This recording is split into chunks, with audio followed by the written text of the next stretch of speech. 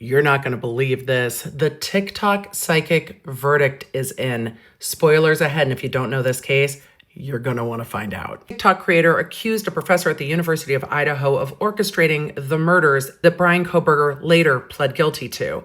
And this case was decided on the issue of liability at summary judgment. It only went to trial on damages. And that TikTok creator is representing herself in court in a 4-day federal court trial this week. And that TikTok creator represented herself in a 4-day federal trial that included things like her cross-examining herself, because of course she was called as a witness by the plaintiff so that they could play all those TikTok videos with all of the things she accused the professor of. And the jury deliberated today for just about 2 hours, and we're going to take a look at the verdict form right now, and I'll tell you what it means, because it is a very clever verdict. Remember, there were 2 counts of defamation here. So on the first count of defamation, the compensatory damages right there are $1 million.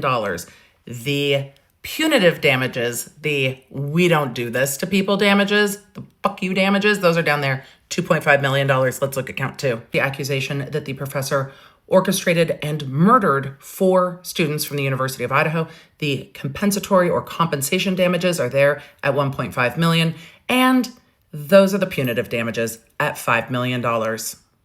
That is a total of $10 million, $2.5 million in compensatory compensation damages, $7.5 million in punitive damages. But Idaho does have a punitive damages cap. Remember, we saw the award in Depp v. Heard reduced because of the punitive damages cap. But here, that cap is either $250,000 or 3 times the compensatory damages. Seems to me, even though it's lawyer math, that the $7.5 million in punitive damages is exactly 3 times the compensatory damages.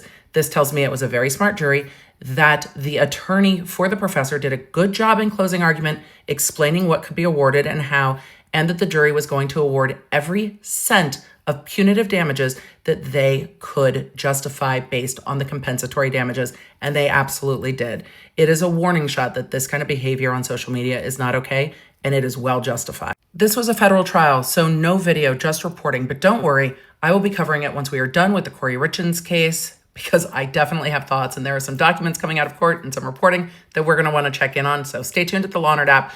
We will circle back to this, but I had to let you know this verdict after the journey that we have been on with this case. Because we have been following this since it was filed back in December 2022. It's been a journey.